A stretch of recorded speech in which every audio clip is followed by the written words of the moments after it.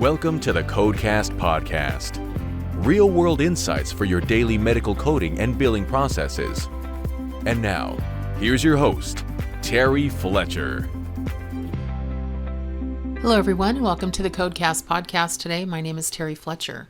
So today is Top 10 Tuesday. It's the last Tuesday of the month, and I like to give you the top 10 questions that I've received through my membership, which is the Coding Corner membership. I know many listeners are part of that. You can find it online under Services on the first drop-down screen, and it is a way for you to get billing, coding, compliance questions responded to through email. So take a look at terryfletcher.net. So here are some of the different questions that I've received this month, and I've had a lot of kind of a mixed bag in what's going on here. So hopefully some of this will relate to some of you, and I'll also give some of my commentary, kind of a side note too, when there's a question that I've found through research, if it's on a Medicare website or a Medicare administrative contractor, or where I've actually found this information.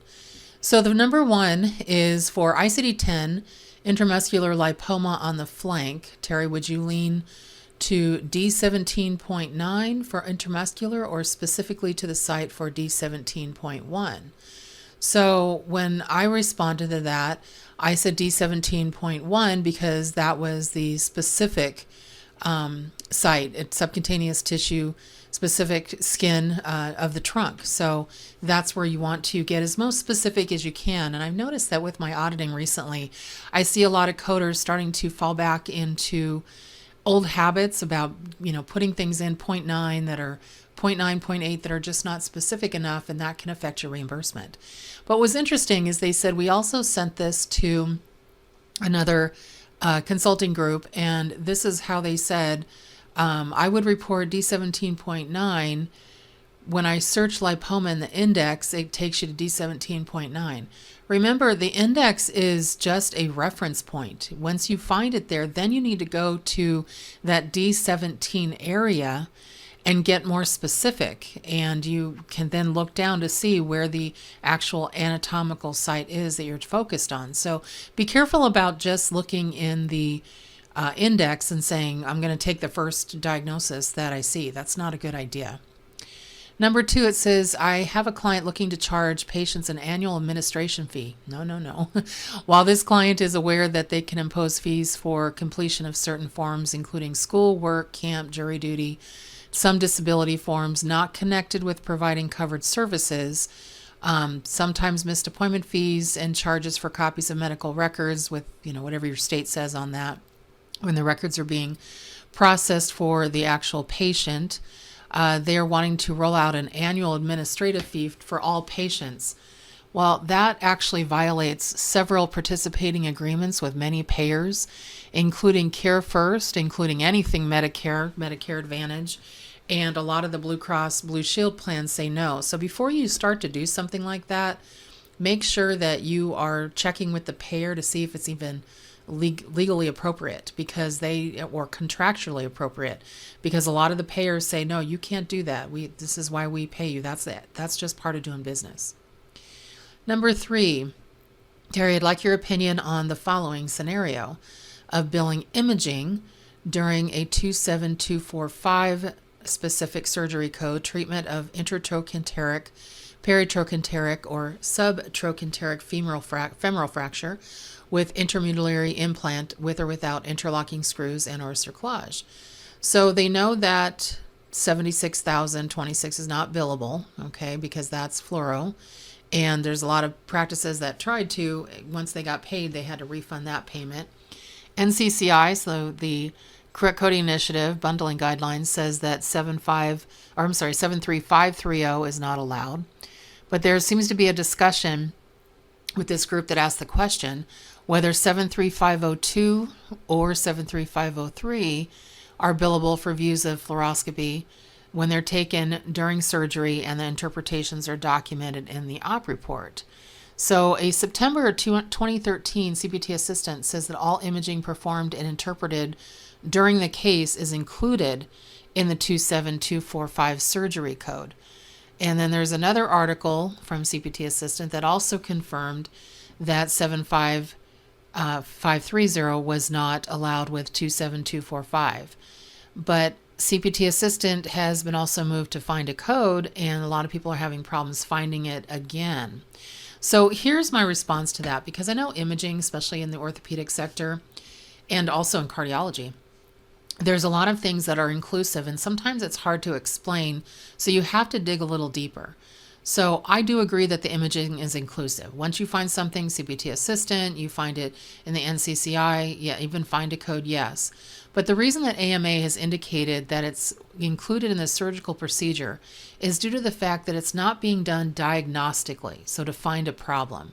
When you look at the category 75302 to 73502 to 73503, they're in the diagnostic radiology section. And I think I said before 73530, sorry, I meant 73503.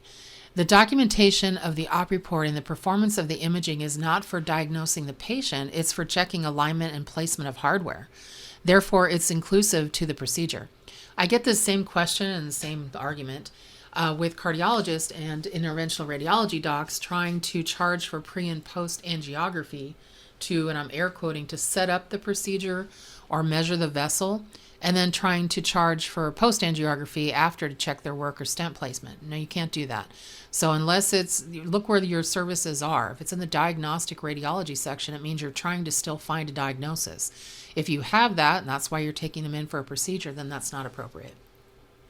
Number 4, if the physician sees a patient in the office in the morning for a new condition and again in the afternoon because the condition has worsened, can we place a modifier 25 and bill for 2 office visits? Okay, I went to the Noridian, Novitas, and the national Medicare website for this, and they were all in agreement. No, the physician would be expected to combine the documentation of both encounters and bill one E&M based on the combined documentation.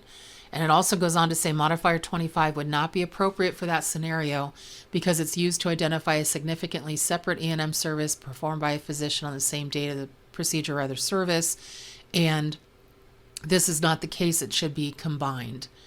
And then along the same lines, and there's actually 3 questions on this. Number 5 says, is it possible for the same physician to bill and be paid for a second E&M service on the same date of service for the patient? So again, they're talking about first one, number 4 was patients was seen in the morning and then again in the afternoon because the condition worsened. So same problem, just worsened. Is it possible for the same physician to bill and be paid for that second E&M service on the same date? So here's what it says in follow-up to that. It says if a second E&M service is required on the same date, the documentation must clearly provide evidence of the second E&M service occurring, and the reason for the additional E&M service, the documentation of the medical necessity of the E&M service, and why it is a different diagnosis. When reporting a second E&M service on the same date, the service will initially deny, and again, this is right from Novitas and Noridian website, as one E&M is reimbursable per day, per patient, per physician, or same group, same specialty. It says you can appeal the denial with documentation, but Novitas, this is their specific, would not expect to see 2 E&M services reported on the same date on a routine basis. So they're really kind of being very specific about this. So that was 5. So before I go further, I also wanted to shout out here. We are also brought to you today by Part B News. Get weekly updates on Medicare Part B regulation, fee schedule changes, compliance tips, CEUs, and best practices for coding, claims, and revenue cycle management with Part B News. Subscribe now and save $155 instantly at decisionhealth.com/PBN155. Okay, so back to our discussions here. So number 6, can 2 physicians in the same group practice who see the same patient on the same date each bill for an E&M service and receive payment? I actually was a little bit amused by the questions because it seemed like somebody was trying to ask the questions in different ways to see if there was any way to get paid. So this comes not only from now the Noridian website, but also from the Medicare Claims Processing Manual online, Chapter 12, Section 30.6. And it says, physicians in the same group practice but who are in different specialties may bill and be paid separately without regard to their membership in the same group. Physicians in the same group practice or in the same specialty must bill and be paid as though they were a single physician on the same date. If more than one E&M service face-to-face is provided on the same date to that same patient, by the same physician or more than one physician in the same specialty in the same group, only one E&M service may be reported unless the evaluation management services are for unrelated problems, and that's well supported in the documentation. Instead of billing separately, the physician should select a level of service representative of the combined visits and submit the appropriate code for that level. So it seems like even if they're telling you, well, we might pay for it if you have a different diagnosis, or they're basically saying unrelated problems, they're still saying you need to combine it, which kind of is a problem when doctors are paid on RVUs, but this is how it works. And then, how is medical necessity considered when scoring medical records? I thought this was interesting because a lot of people just say, well, I did prescription drug management, so right away it's a level 4. No. First thing we look at is medical necessity. Is the history appropriate? Is the review systems there? Is the exam appropriate for the presenting problems addressed? So even though I don't use the history and exam anymore to level, so I'm not counting bullets, making sure, you've scored high enough to get a certain level of service, the first thing I look at is medical necessity. And what it says in the Social Security Act, Section 1682A1A, all services under Medicare must be reasonable and necessary. This section states, quote, no payment may be made for any expenses incurred for items or services which are not reasonable and necessary for the diagnosis or treatment of injury or to improve the functioning of a malformed body member. Therefore, medical necessity is the first consideration in reviewing all services. So it's interesting because that was something that came up in a meeting recently on preventative services. And that's something that, what are you doing there for diagnosis and treatment to improve the functioning of a malformed body member or to cure the patient? Or you probably have to look at it as risk factor, adjustment, risk factor assessment, all of that. Number 8, is it acceptable to use abbreviations in the patient's medical record? I love this question because a lot of times I'm auditing, and I've been in this is my 40th year in healthcare. I mean, I've been in this a long time when we had paper charts and peg-boards. For those of you listening in, are you thinking, I remember those days. If you were in if you were in healthcare in the 80s, it was a lot different than it is now. But I see some abbreviations sometimes and I'm like, all right, let me get out Google because I don't know what they're trying to tell me. But abbreviations, and this is what it says again on Medicare, CMS website, may be used in the patient's medical record if your patient's medical records contain abbreviations not commonly used and you receive a request for medical records. Please provide a key to the abbreviation. Submit the key with the medical records to assist us in the review. I had a problem with this recently, and the doctor had put after each line item in the assessment and plan, VU, V as in Victor U, and I'm thinking, okay, what is that? And I had to really think about it. Voice understanding. That's not okay. That's not standard. Another one was PD. I'm like, what is PD? So is it Parkinson's disease? What is it that you're trying to tell me? And we're still trying to ask the physician, and he said, well, let me think about it. I saw prescription services, and I'm like, well, that would be PS. I saw another one that was, I think I already said Parkinson's disease, but it was just like, what are you trying to tell me? There's also perineal dialysis. There could be Peyronie's disease, of not being able to have your wounds healed. So there's a lot of different acronyms being used out there, and unless you want to query, unless your physicians want to get queried every time, tell them unless it's a national standard of care, you at least need to put it in longhand into your medical records, and then maybe put the acronym after, and then we can refer back to what the heck you're talking about. But if you do this and then you send in your records, if you're ever formally audited by a payer, you could have a problem because they're not going to know what that is. Number 9, medical decision Q&A from a Novitas provider meeting. So this was interesting. It says, if I personally review a film, so an X-ray or an EKG in my office, will I receive credit in the amount and complexity of data to be reviewed and analyzed? So it says credit may be given when a practitioner independently visualizes an image tracing or specimen previously or subsequently interpreted by another physician. The medical record documentation must clearly indicate that the physician or NPP personally, so independently visualized and performed the interpretation of the image, tracing, or specimen. Credit will not be given if the documentation reveals that the practitioner only read or reviewed a report from another physician or qualified NPP, even if they read or review it with the patient. Must be image, tracing, or specimen, and you only get credit for the first time. So that was interesting. Some of us auditors are having a hard time seeing that providers are going back every single time and trying to get that independent interpretation of tests, and that can move the data element from a level 3 to a level 4, and you have to be careful to when you upcode if it's not, you don't have the actual film. So there is a discouraging comment there. Just make sure that you're careful. When a patient presents to, this number 10, when the patient presents to an emergency department prior to midnight and the physician sees them after midnight, which date of service do we report, Terry? Because we're having a hard time. Okay, so according to Medicare, the date of service would be the date the physician performs a face-to-face service with the patient. If the service started on one day and carried over continuously through midnight into the next day, the date of service began is the date of service.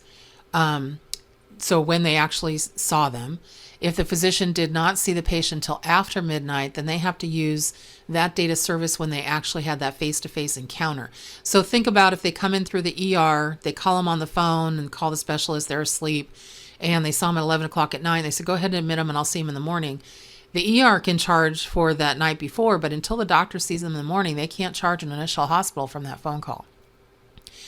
And then I'm going to give you a bonus question because this actually came up today and I thought I'd add it because my wheelhouse or my level of expertise, where I try to stay in my lane is in coding, auditing, education. Okay, so that's what I do. And someone said, can you help us with MIPS to determine what we need to do? So the answer is no, I don't actually consult on MIPS, but I can give you some insight on this. It's very complicated. So again, I like to stay in my lane of coding, auditing, education. But you can also go through your EMR vendor. So if you've got Epic or NextGen or Cerner for MIPS, ask them to run you a report to determine which provider is eligible for MIPS. Not everyone is. And they will also be able to identify what measures need to be done for that particular specialty. Most of them have it in there. So I helped a practice that I deal with on a regular basis. Epic had it. And since you have to pick certain MIPS, what do they call them, measures, then you have to pick certain ones based on volume of what that individual provider does, and then the practice, then that you're going to need that report anyway. So start there with your EMR vendor, and that should help. And they may charge an extra fee for that, but that is a service that I would say 90% of them offer, and they know how to run the report, so you're not starting at square one. So hopefully you'll find that helpful. Well, this was one of those, I really like doing the top 10 Tuesdays because they just give me a sense of kind of giving you some of the things that you could get answers to if you want to join a membership and be able to have some of that insight. Sometimes you might be sitting there going, okay, I cannot find what I'm looking for, and we do the research for you. So whether it be through different Medicare administrative carriers, through commercial plans, through CMS, whatever. So it's always nice to have, something in your back pocket where we find that information for you. I know there's a lot of different memberships out there, but it's usually just so you can access their site and just get their blogs and access to certain webinars, which is great. I'm part of some of them as well. But if you want in real time a back and forth and exchange when you need an answer within 24 hours, consider joining our membership. We'd love to have you. Well, some personal tidbit today. We started watching the new Suits. It's interesting. I'm not sure if I like it. But for those of you that know, I am a fan of the previous Suits 1.0, and that's a Netflix streaming program that had 9 seasons. We started the new one. It's interesting. We're on, I think, episode 8. It's okay. I'm not sure yet if I'm sold. Doesn't have Harvey, Donna, Lewis. Harvey just started coming back, so we'll see. If any of you watch it, you have to let me know if you like it or not, and tell me what you think. All right, everyone, make it a great rest of your week. Make it a great day. And thank you for listening to the Codecast podcast. For more information on medical coding, billing, auditing, and compliance, including how to hire Terry, follow Terry on Twitter at TerryCoder1 or visit her website at www.terryfletcher.net. Podcast producer Joe Kuzma. Music producer Dassassin Music.